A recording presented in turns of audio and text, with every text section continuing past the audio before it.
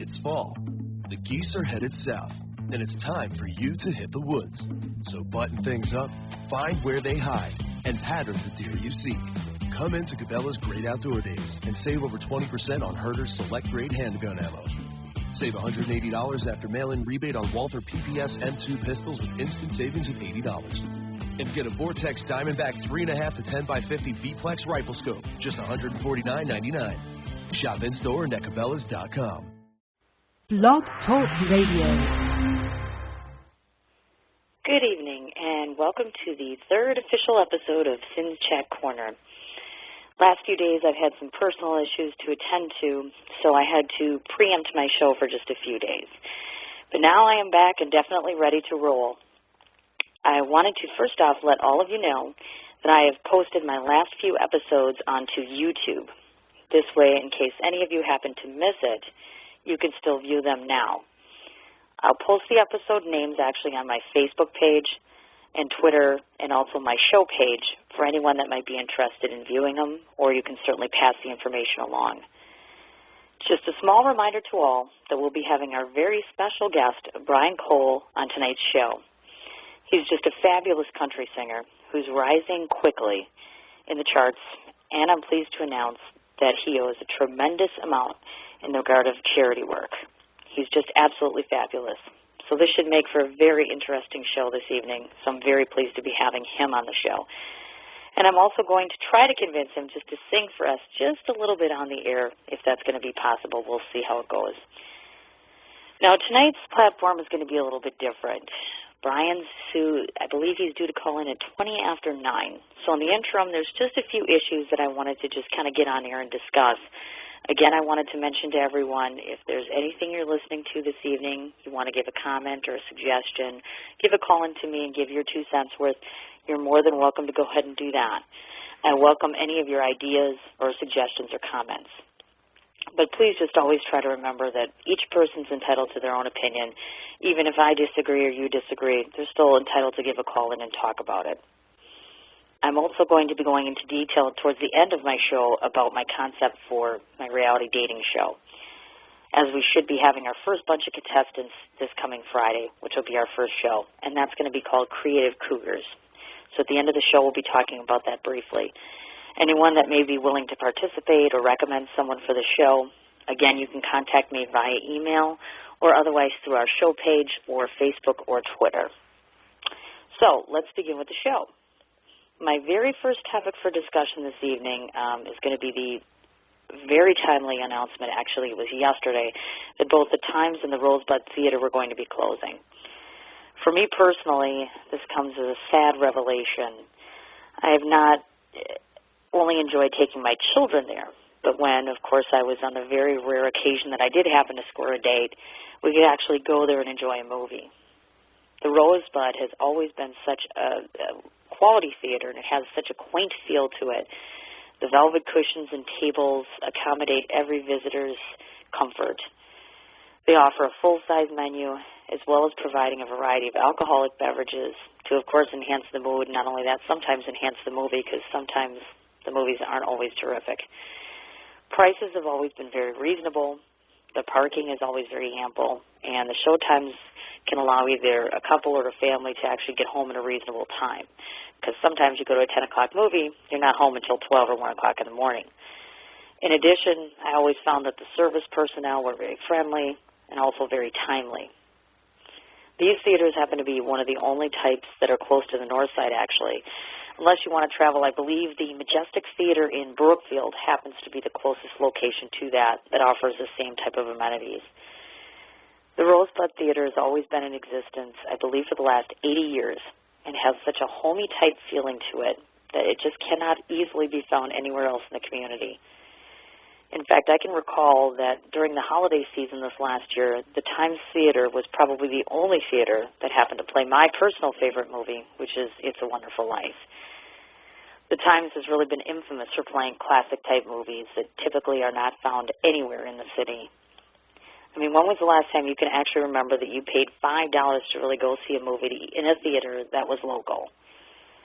This theater actually borders Wauwatosa, and I always felt that there was an extraordinary friendly feel to it.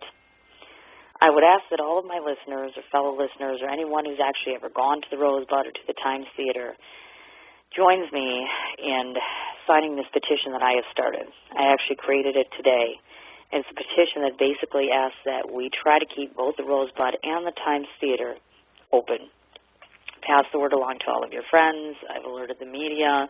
I've posted it up on my Facebook page asking individuals to sign it and just kind of let me know their feedback or just sign the petition and say, hey, we want to keep this building around. I think that a building that's been around for 80 years that's been servicing the community should stick around. And I think it's a little ridiculous that Anchor Bank, I believe is who it is that he's dealing with, is just not willing to accommodate him, or at least that's the sense that I get.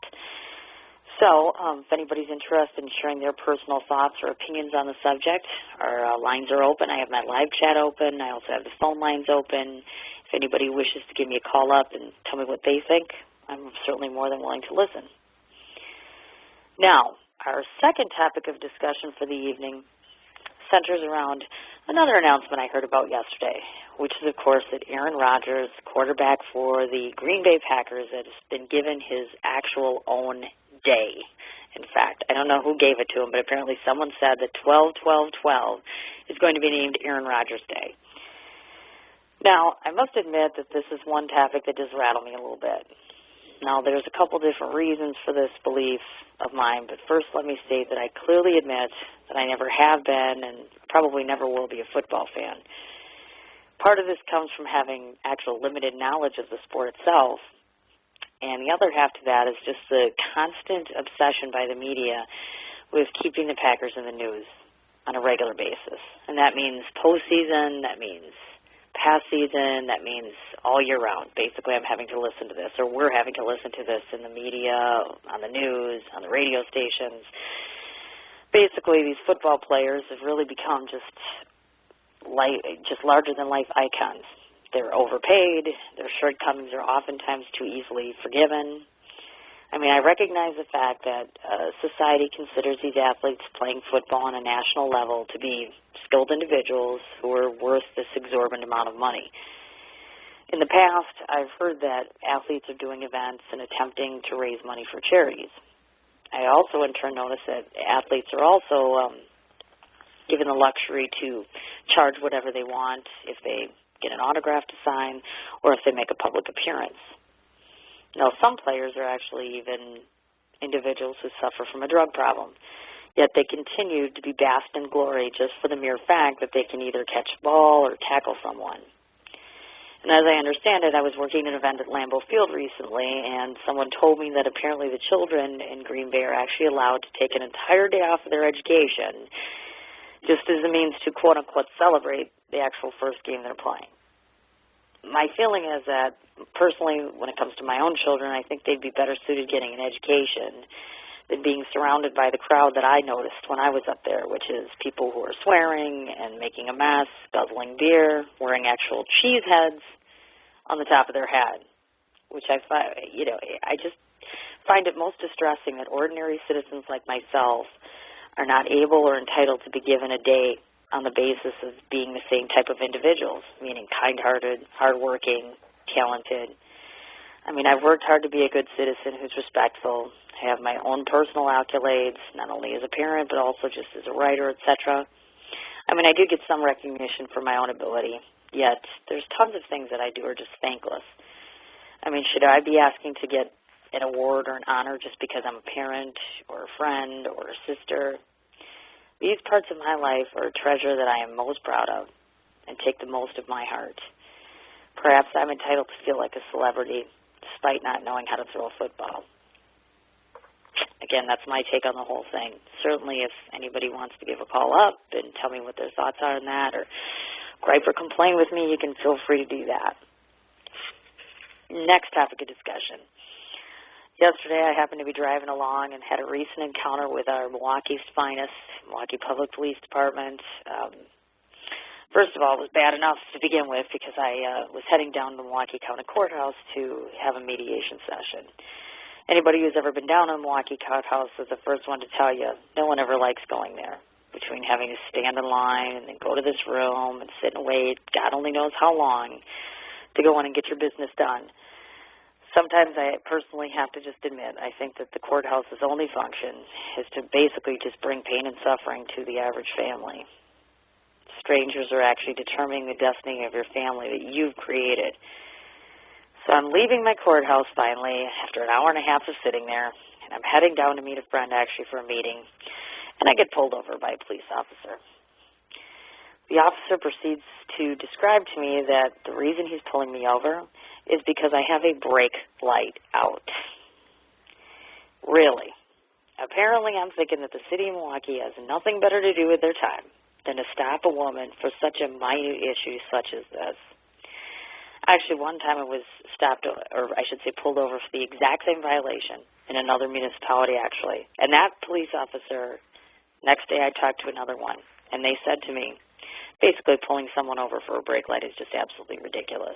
I prefer to call it a bullshit violation. Again, if any of you have actually been pulled over for any kind of a useless violation, or if you've ever left after being pulled over and thinking to yourself, you know, why are they wasting my time on someone like myself when they should be spending time going out and finding what we call the bad guys, meaning people who murder, rape, steal, things along those lines. I guess my feeling is that the city could be spending their time better and doing better things than pulling over someone with a broken tail light, or broken brake light, excuse me. Again, if anybody wants to share their thoughts or has a question or a comment or suggestion, feel free to give a call into the show. Our next topic of discussion, of course, is centering around today being Ash Wednesday. Me, myself, personally, am a Catholic, so of course I observe the ritual of Ash Wednesday. I happened to get up this morning to drive off to go to my regular job today, and I happened to notice something in the Wauwatosa area. I was driving my vehicle, and I came across this sign that was indicative of ashes to go. And that's all it said on the sign. It was just black letters, 3 letters, ashes to go. I happened to notice there were 2 clerical staff that were actually fully clothed in their wraps, and they were holding ashes. Now, the first thought that came across to me, being a Catholic, of course, is, well, how truly insulting to our belief is this? I mean, I was born and raised to believe that, you know, one goes to church and through being at Mass and saying your prayers, at that point in time, then we are allowed to receive reconciliation as well as ashes. Now, I will admit 2 things to you, actually. First of all, lately I've been having some very personal hardships of my own. And so I had woken up in tears this morning, and I got in my car, and as I was driving around, I actually had said a prayer, and I had said to God that many times I'm just stupid, and sometimes I just really wish He would literally put up a big billboard sign for me so that I would actually know what He wants from me. And I'll also admit that it's probably been a good, I think, year since I've actually gone to church, even though I've been a born and raised Catholic since I was a child. But it would appear today that as though someone had actually heard me, because that sign was in front of me 2 different times before I actually decided to stop. It's not often that I can actually admit that I think God had truly been listening to me, but I think today He might have actually heard me. So I actually stopped and asked this clergy person what they were doing this for. Apparently, they indicated to me that they are now trying to bring the church to more individuals, to those basically who are, quote-unquote, too busy to attend church. Apparently, there were reverends giving out ashes in different places, such as train stations or bus stops, college campuses, and apparently on street corners. It would appear that actually the Christians, the Lutherans, and Episcopalians from approximately a dozen states had done this practice today. Their feeling is that basically the church should stop waiting for parishioners to come to them. So this practice allows the church to go to parishioners, basically. Now, my take on this, apparently, according to what I read in the news, is that the Catholics, of course, are not participating in this practice.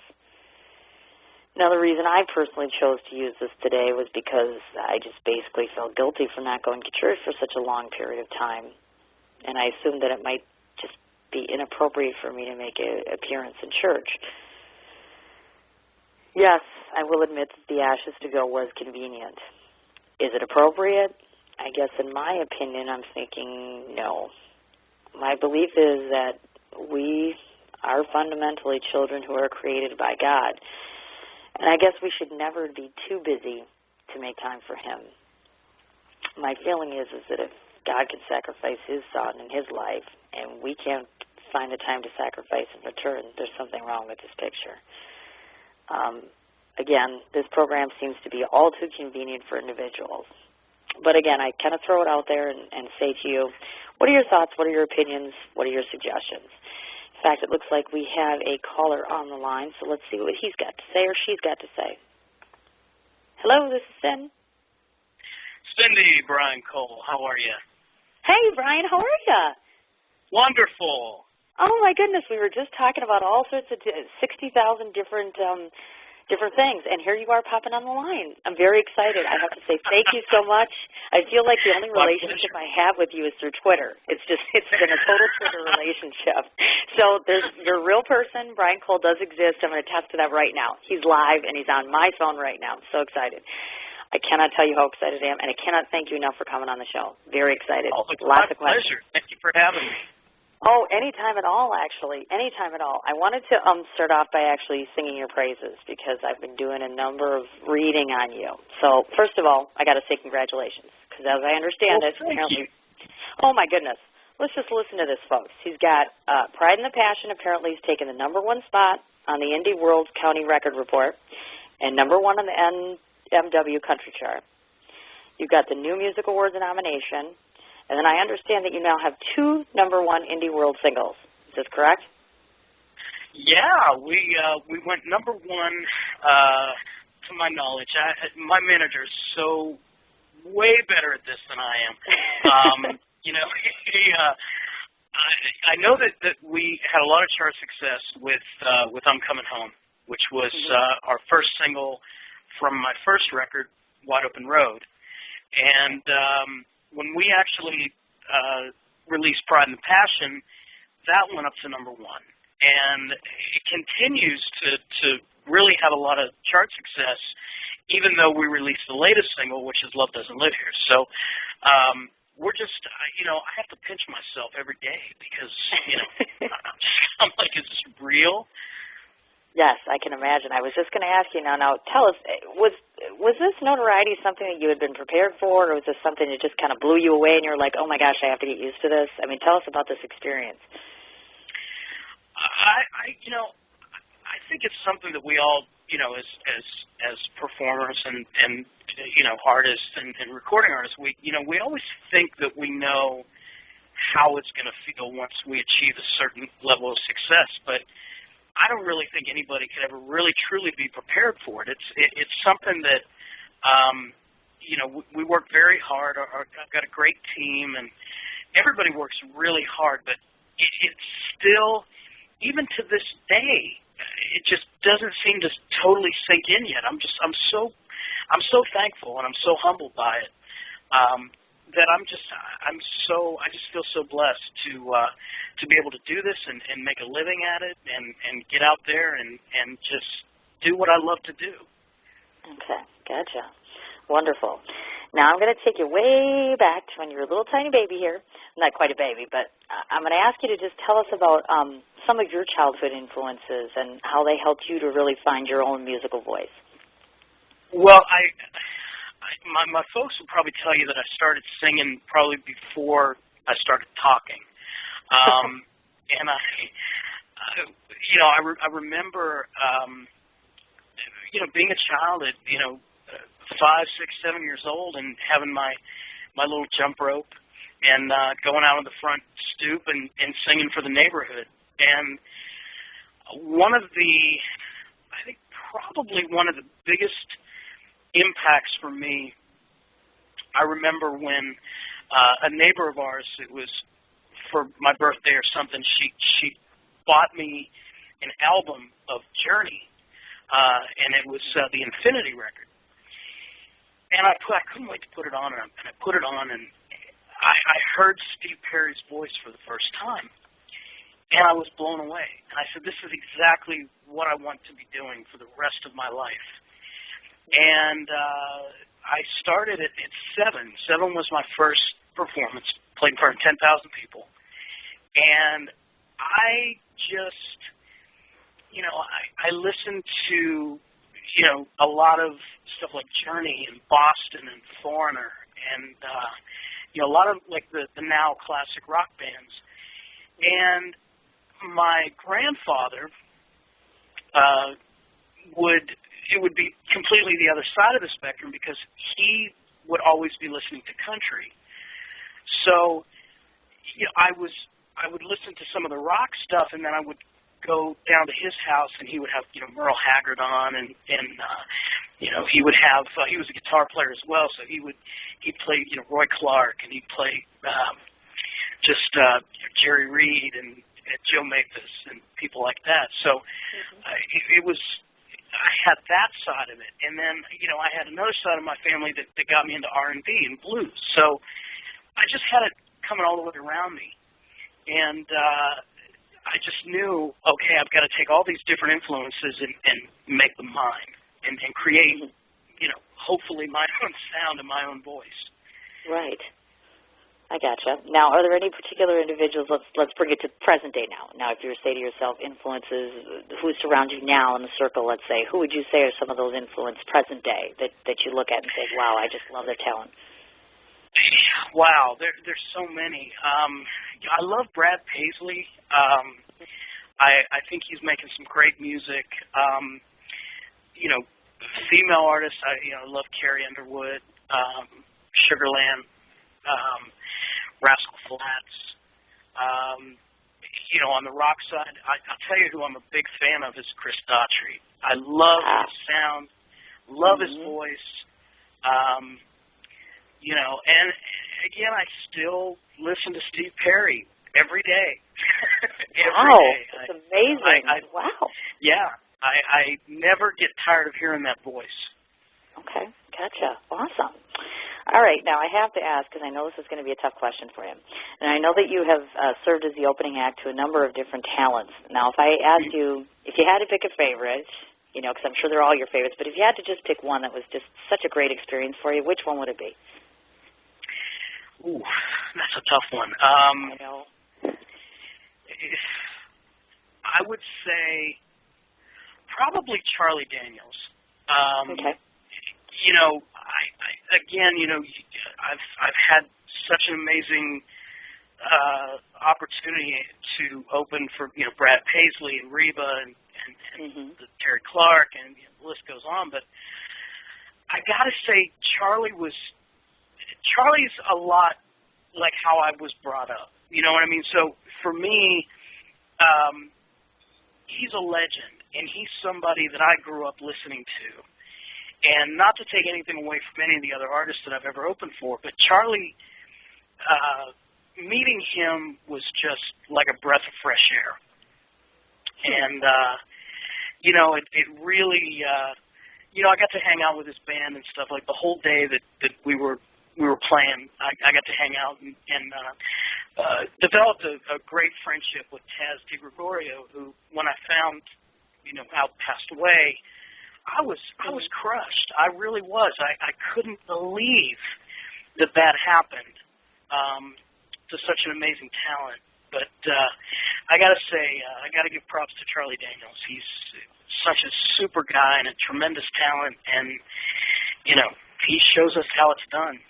He really does. Awesome. All right. Now, I'm assuming that you've given some thought to this. And in fact, this question was prompted probably by looking at the Jason Aldean, Kelly Clarkson type duet. Now, have you ever given some consideration to maybe who your dream duet would be with and in what location it would be at? I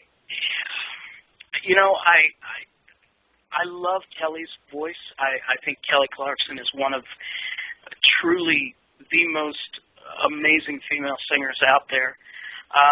So I'd love to do a duet with her. I'd love to do a duet with Carrie Underwood. I'd love to actually do a duet with Adele. I think that Adele has such an amazing voice out there. She's a true spirit. She's somebody that, she doesn't care what anybody thinks about her, and she just goes out there and she does what's in her heart. And you could tell when, if you watch the awards and you watched her performance, it was real. There was nothing that was all heart right there. Definitely.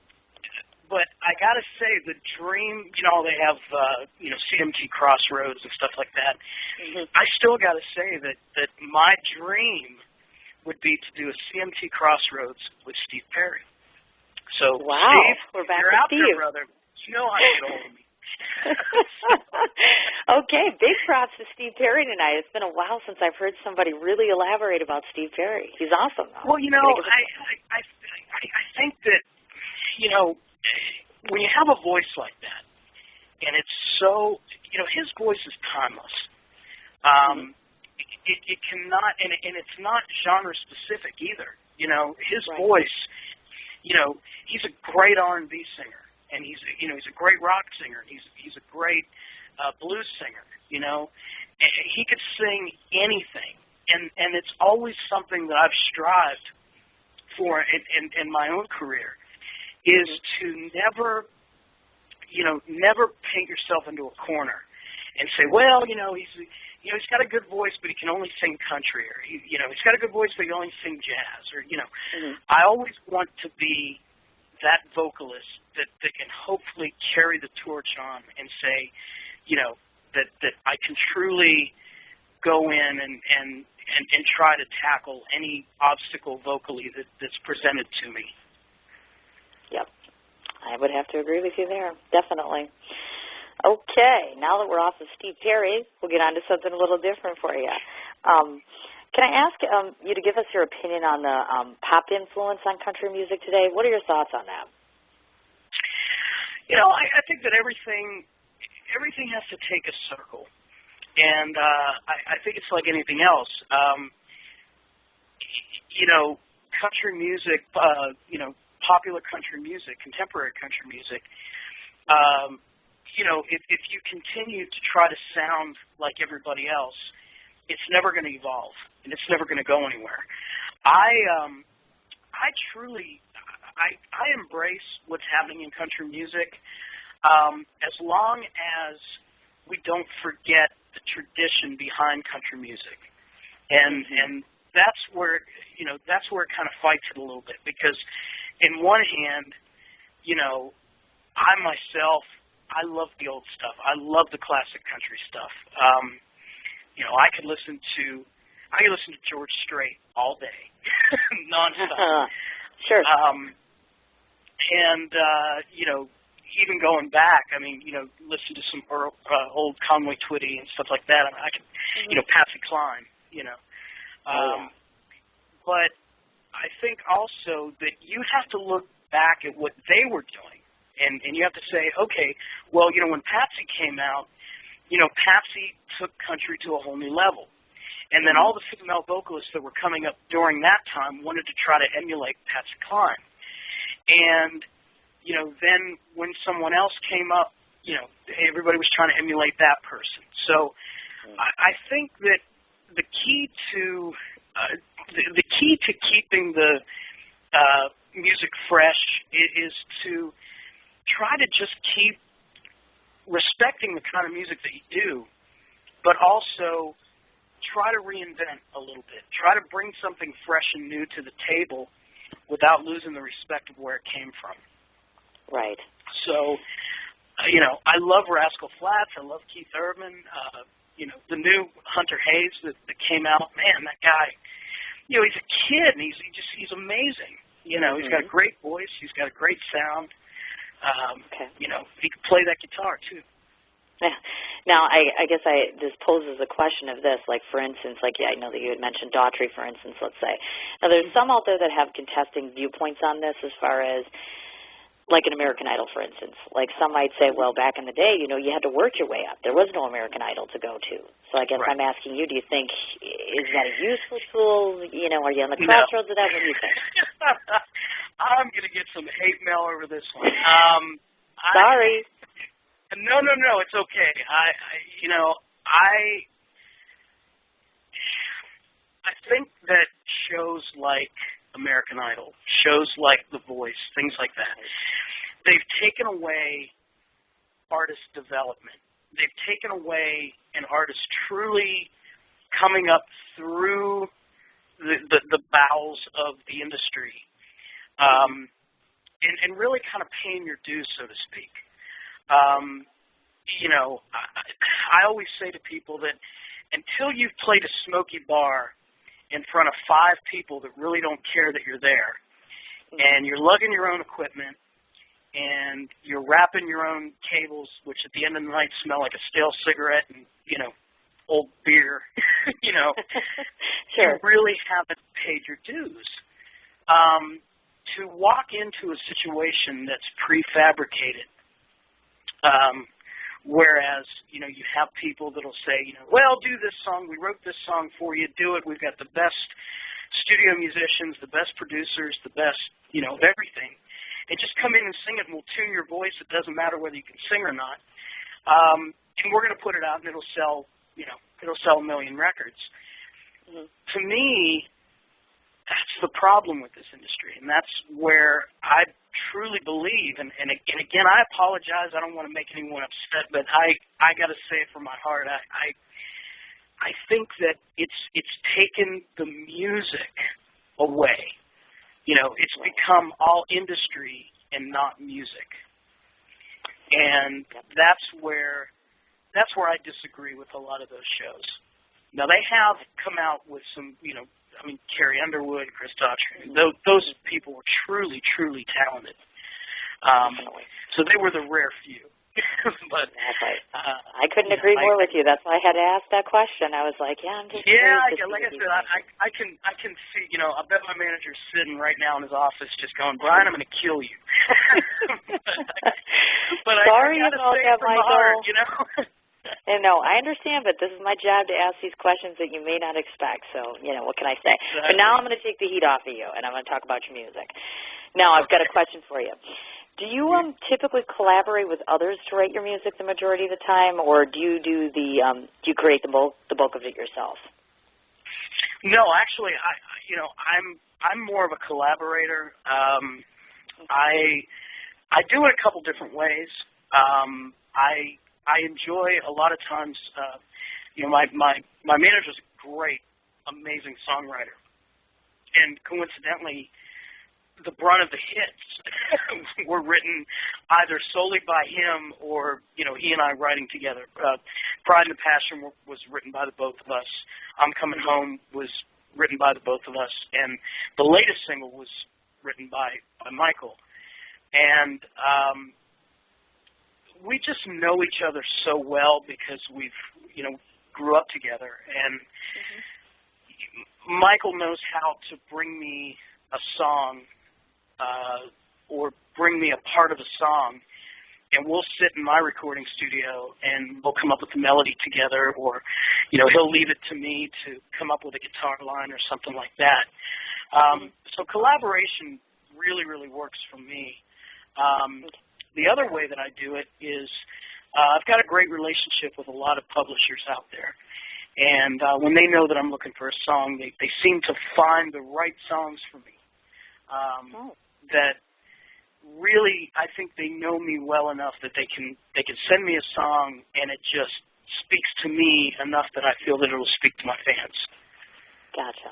Okay, I got it. Now, just out of curiosity, because I follow you on Twitter, I also follow Lady Gaga, and I notice whenever she's writing, she's talking about having tons of booze and cigarettes. So I'm just curious, in Bryan Cole's element, is there anything special he's got going on when he's making his music? No. Sometimes if it's an all-night session, just a pot of coffee, That's about it. Normal. Yeah. Did you hear that, folks? It's coffee. Yeah, it's coffee. That's it. I'm not a lover of foreign substances. So, I like a cold beer like anybody does, but I don't mix it with the creative process. I just think it's counterproductive. A lot of times, if I'm stuck on something, I'll go for a drive. I'll go for a walk. I'll sit outside, maybe smoke a nice cigar and just relax a little bit, and then, regroup and come back in, take my dog for a walk or something, Gotcha. I gotcha. I just had to ask that. Like I said, every artist is always very different in how they do their writing, so I was just curious. Sure. Now, explain to us now, the Pride and the Passion, how does that differ from maybe some of your previous work? I mean, are you going kind of for a different direction, different feel with the music? Explain to us, is there a difference? I think that there's definitely a difference on this new record as opposed to Wide Open Road, and in a way that I didn't do much writing on the first record, and I've grown. I think that you want to make songs that not only again speak to you, but that really speak to your listeners. And I thought that Pride and Passion was one of those kind of songs that just spoke to every red-blooded, blue-collar, worker, men and women out there that just, they're not fed with a silver spoon. They work hard for what they do. They provide for their family, and they love where they're from. And I think that was the excitement in the song, because when I came back to Pittsburgh, it was, for me, it was a jubilant time. It was like, wow, I'm back to where I grew up. I'm back to my roots. I feel great about it. I've got my family, my friends, and I'm just so darn happy to be here. So gotcha. There was definitely that pride, in doing that, and we also had the when the Pittsburgh Pirates decided to do something with us, I was stoked. I said, "Are you kidding me?" I mean, it's the Pittsburgh Pirates. It's such an honor. Oh, definitely. So, my goodness. Yeah. So it really, that. Plus, again, I think it shows growth. I mean, I'm doing a little more on this record than I did on the last record. Doing a lot more singing, doing a lot more playing. Turning the guitars up a little bit. Nothing wrong with that. Not afraid to rock out a little bit. And it's, to me, I always like to say that my music's like a pot of gumbo. You've got all these different things that go in it, and hopefully when you mix them all around and you bring it out, it tastes good. And that's what I'm striving on this record, is to really pull every influence out. Not only the Steve Perrys, but the R&B and the blues and the gospel and the rock and roll. Just any little thing that I can pull out that I truly love and that I'm truly passionate about is going to be on this record. Great. Wonderful. Now, next question for you. Now, as I understand it, by looking at your calendar here, you are primarily doing your events, obviously, in Pennsylvania. So now I'm curious to see if you have any plans in the works, or maybe doing like a multi-state tour in the near future at all? Yeah. Absolutely, yeah. We have actually been in the works, putting things together, and we're always telling people, let us know where you want to see us at. We did a Midwest radio promotional tour, and we kicked it off in Iowa, and we went all the way down. And I got to tell you, I loved being in the Midwest, and we hit every radio station. And it was so wonderful, and we're talking about doing some dates out there, and we just want to know where the fans want to see us. Let us know. If you want to see us in Cali, we'll go to Cali. If you want to see us in Arizona, we'll be in Arizona. Just let us know where you want to see us, and we'll do our best to get there. Gotcha, yes. Now, coincidentally, to the audience members that are listening, I've asked Bryan Cole to come to Milwaukee, Wisconsin 3 times now. I'm still waiting for him to come to Milwaukee, Wisconsin. In fact, I'm trying to get Bryan Cole scheduled for Summerfest and the State Fair this year, so then you would definitely be in Milwaukee, Wisconsin area. But for me personally, I just want you to come and visit us and just check out our fine city. It's absolutely wonderful place in the Midwest. It really is awesome, although the weather's cold. It would be awesome, definitely. Now, I want to talk a little bit about I'm sorry, dear. I'm used to cold, being in Pittsburgh, I was just going to say it's not like Pennsylvania is that far of a stretch, like California to Wisconsin, but, Yeah. It's still worth coming to visit us. That's the point, Bryan. This is the fourth time I'm asking. Bryan Cole, Wisconsin. Okay. Now. Hear that, promoters? Yeah. And Michael and everyone, get them here. Thank you. I don't know what I have to do. I might have to auction myself off for charity here. Like, I'll give you a date, give them the date, I'll give you the date. I don't know, we'll work something out. My people will call your people, whatever. That's right. Now, I found that your work in partnership with the Animal Rescue League of Western Pennsylvania is I just can't say enough about it. I wanted to ask, what prompted you? Did you approach them? Did they approach you? How did the whole partnership come about? Well, it's no secret that my wife and I are animal lovers. We absolutely all of our pets are, we call them our kids. They're all rescues, and we're very passionate about it. We love our animals, and hang out with us for a day. If we see somebody walking their dog or with their cat or something, we're just going to immediately go up to them and start up a conversation with them. I'm one that absolutely feels that it's imperative to educate people and bring awareness that, go to a pet store, the puppies and the kitties are cute, but if you can save a life by rescuing an animal, that you are truly saving a life. And we need to do that. And we need to get more non-kill animal shelters out there. For me, I knew that the Animal Rescue League of Western PA had been very active throughout the Pittsburgh area, but I didn't know a lot about it. And I was approached through my management, and they said, why don't you come down and just take a tour and see what we do? And I was amazed. And I said, I want to be a part of this. I want to help out in any way that I can. And that's pretty much what started it. Okay, gotcha. Yes, because I've seen that you've had, obviously, not just work with them, but other various charities and so on and so forth. So, obviously, you divvy your time quite well, I have to say. Very impressive. Thank you. Definitely. Now, that leads right into the next obvious question, because I know that you just recently had signed on that you're going to be working with Austin Hat Company, and I know you also do work with the Q-Wear apparel guys. Now, I'm just wondering how those opportunities presented themselves. Did you approach them? They approach you? What happened?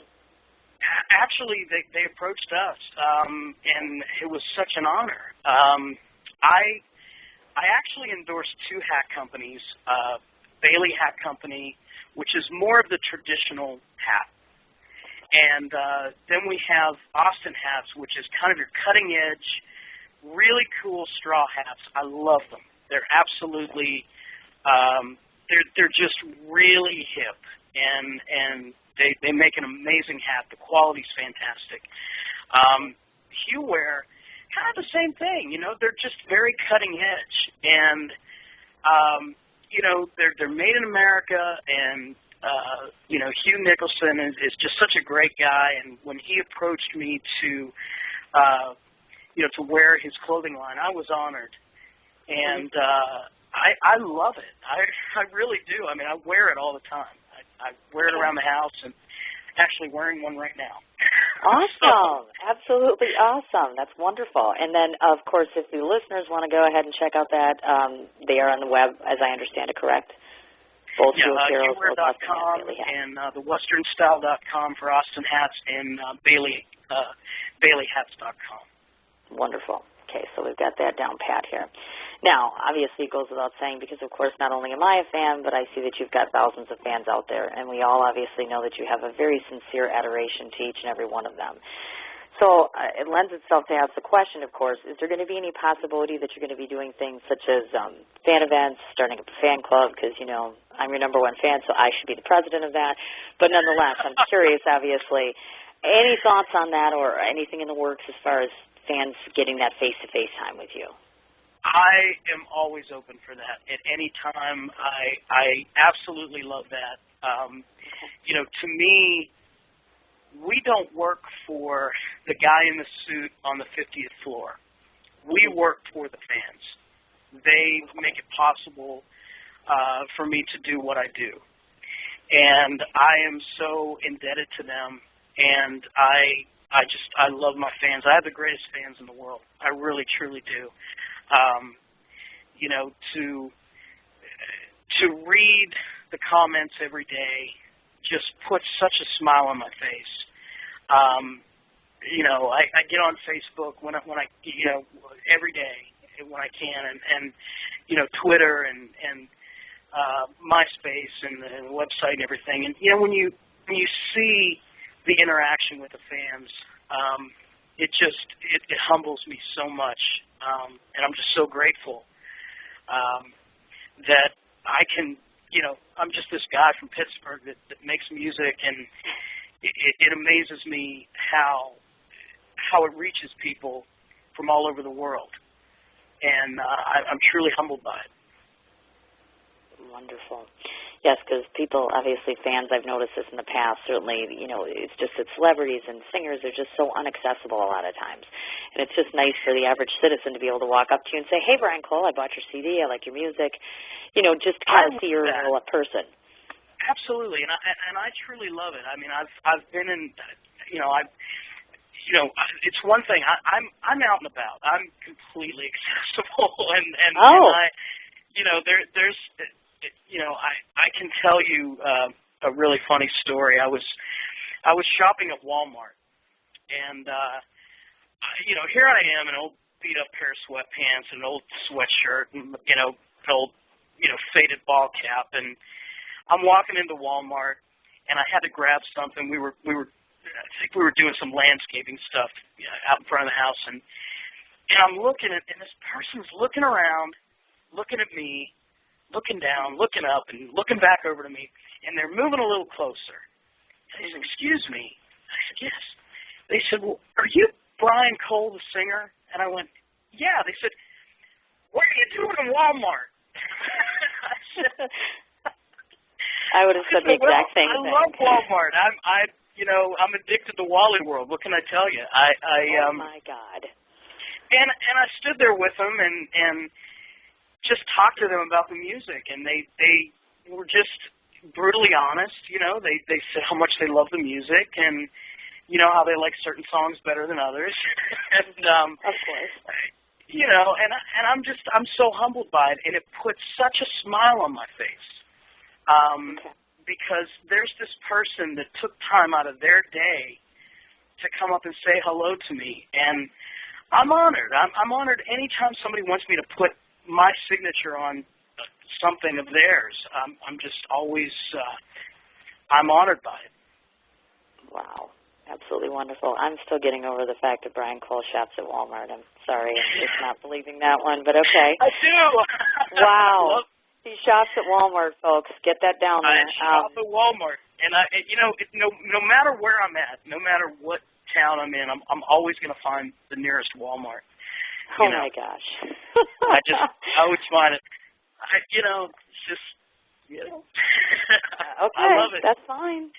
Now, I happened to notice something today, which I literally just found out about this today, that apparently that fans can go to get a free download of The Pride and the Passion. And can you explain to us a little bit how they do that? Well, there's a couple different ways that they can do it. There's a way through Facebook that they can do it. Okay. And you just follow the links. Okay. You can get a free download. Okay. And you got to search for it. So I'll leave it at that. I'll leave it like search around for it. You'll find it. It's absolutely free. Gotcha. That's absolutely wonderful. Let me tell you, because that does not happen very often. I was actually very impressed to hear that. I have to say that. Well, thank you. It's a way for us again, and I can't stress it enough that we just try to show appreciation to our fans. I wish that my fans could see what I do each and every day. I wish that my fans could experience how it feels to be on stage, how it feels to be in the recording studio. It's such an amazing feeling, and it's something that I love so much, and the feeling is so amazing that I just wish I could bring each and every fan right up there beside me, right next to the microphone, and it's like, look out, this is what I see, this is how I feel. Sure. And, we're going to try to do a little more interaction in terms of the web, doing some webisodes and doing things where, we're going to actually take you into the recording studio and see what we do and have some live chat where we can, fire off some questions, and I'll do my best to answer them. Now, I know that I've actually seen this, like Kenny Chesney was really big with this, was doing the whole following him everywhere that he was going, and that was going to be my question to you, is that might be kind of a neat venture, is just kind of watch Bryan Cole do everything from going here to going there, like they were showing him behind the scenes, front of the scenes, all that stuff. They would definitely love that too. Absolutely, really? Yeah. I watch it. I watch other artists do that, and I'm like, gosh, I want to do that, because I think for a lot of people, they see one side of it. They see the videos, they see the tours and the buses and the big sound and the lights and everything like that, but they don't get to see what actually goes into it. And to me, I'm interested in that. I love that. I like to know, hey, what's Kenny doing? Hey, who's Kenny working with? I love that. I'm into that. And also to go into the recording studio and let people actually see how a record's made. That would be awesome. It's amazing how many people are truly just amazed by it. I also produce and mix other artists, and a lot of times you find these up and coming talents, and they come into the studio for the first time, and they're like, gosh, we never knew that it was this much work. Oh, sure. And, so it's always really cool to see the expression on their face when they've spent 10 hours in a control room. Oh, definitely. I can imagine.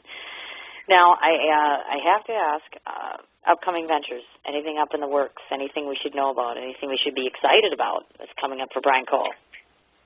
One of the things that I'm truly excited about is I was asked by a television show, nationwide television show called His Place, to come on and actually celebrate their 100th episode. So I'm going to be doing that March 13th. We're going to be taping 2 shows, and it's on the Cornerstone Television Network, so it's nationwide. Okay. So I'm really, really excited about that. We're trying to put together another radio promotional tour, as well as an actual tour.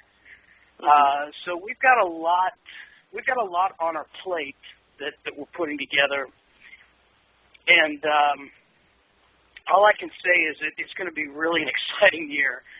I'm looking. And you have forward the national anthem too. Don't forget that national anthem singing. Yeah, and I'm really nervous too because we are huge Whitney Houston fans, and it just I never cried so hard. I posted on Facebook when I watched the memorial service that I cried from my soul, and I truly did. But when the whole thing came to be that I'm going to sing the national anthem, my wife turns to me and she says, "Well, there ain't nobody that can sing that song as good as Whitney." I said, "You are absolutely right, my dear. There is no one that can ever sing." So I just hope that I can do the song justice. I hope that I can make people proud when I do it, because it's one of those things that it's an honor. Anytime you're asked to do the national anthem, it's an honor. Sure. And for me, I get the jitters every single time I do it. There isn't one time where I don't. Yeah, I had a funny story. Years ago, I was asked to do the national anthem for a hockey game. The Pittsburgh Penguins were playing the New York Islanders. And the regular guy that normally sings the anthem got sick, and they asked me to do it, and I was honored, of course, to do it. And I remember getting there and walking down this hallway, and there's like this carpet that goes out into center ice, and you go out and you sing the anthem. Well, one of the guys hands me the microphone, and it's a sold-out crowd. There's 18,000 people. And he looks at me and he goes, "Hey, Bryan."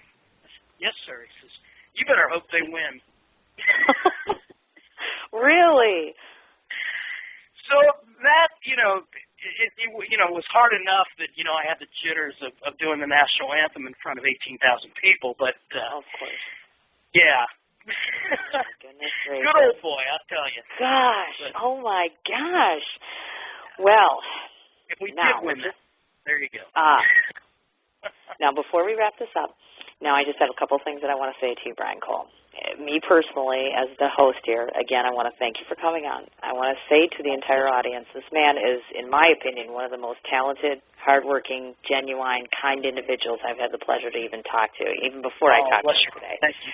I just get the sense of that just in the brief little Twitters that go on through the day, and I have to thank you again for just being so supportive of everything I've ever sent to you. He's always retweeting me. He's always responding. He's always timely. He's just a classy gentleman, for lack of a better term. Thank you so much. So I want to try to repay the favor to you. This will be a surprise to you because I wasn't planning on doing this, but I came up with this idea tonight. So hopefully between you and I, we can collaborate on this real quick. Bryan is always very big on contests. I've noticed this on his Facebook page. Yes. I've been noticing that you're always doing the contest thing. So what I would like to do, I'd like to throw a challenge out there, and perhaps I'll post it, you can post it, to the 50th person that goes on Bryan Cole's website and buys anything. That's 50, whoever the 50th person is. And, Bryan, I'm assuming you could let me know who that person will be at that point. Okay. When that happens, I have a lovely woman who is a friend of the show by the name of Cheryl Gorman. She's actually a wedding consultant. She's an event specialist. She's actually located in Pennsylvania. She has given me a $125 gift certificate, which is worth a free hour of either wedding or event planning consultation. So whoever the 50th person is who goes off and buys anything off of your website, let's say, should we give them 24 hours? Let's give them 24. I think 24 hours is good. 24 hours. Did you hear that, Bryan Cole fans? You get 24 hours, 50 people. I expect you to go and buy something off his website. I don't care what it is. And then I'll collaborate with you, Bryan, and then whoever the 50th person is, I will automatically send off this $125 gift certificate. Cheryl Gorman is exquisite, 20 years of experience in the field. She's an awesome woman. She's going to be on my show. I'd love to be able to give that to one of your fans. All right. Definitely, we are a done deal. And, of course, definitely wanted to mention again, www.BryanColeMusic.com. He's on Facebook. Obviously, he's on Twitter. Bryan Cole TN is, of course, his handle. Bryan, again, for the 50th time, thank you so much for coming on the show. If you don't come to Milwaukee soon, I may have to defriend you. I'm just throwing that out there for the 5th time, Bryan. 5 times, okay? You have your people call my people, and we're going to make it happen. Yes, and definitely a special thank you before I forget to Michael Stover for actually making this interview happen, for all the conversations, and just thank you so much, Michael. Shout out to him, obviously. Bryan, good luck to you. I'll be talking to you soon, of course. All right, and thanks again for calling in, dear. You take care.